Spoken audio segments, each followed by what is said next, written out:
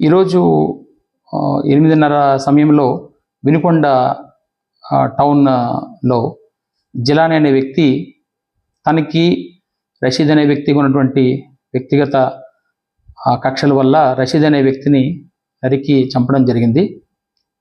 ఇటువంటి చర్యలు ఏమైనా కూడా ఎక్కడైనా ఏదైనా రిపీట్ అయితే చట్టపరంగా చాలా కఠినమైనటువంటి చర్యలు తీసుకోవడం జరుగుతుంది.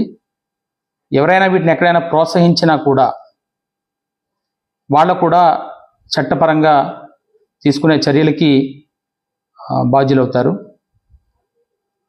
రేపు పట్టణంలో కూడా ప్రజలందరికీ కూడా ఈ విషయాన్ని తెలియజేస్తున్నాము. అందరూ సంయమనం పాటించాలి.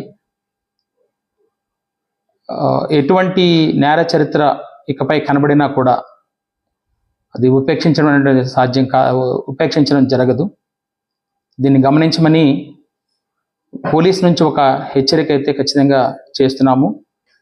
దీన్ని ఖచ్చితంగా గమనించాల్సిన అవసరం కూడా అందరికీ ఉందని కూడా తెలియజేస్తున్నాం. 144 సెక్షన్ కూడా అది అమల్లోకి తీసుకుంటున్నాం. అక్కడ ఎవరు ఎటువంటి శాంతి భద్రతల విఘాతం కలిగించినా కూడా కఠినమైనటువంటి చర్యలు తీసుకుంటాం.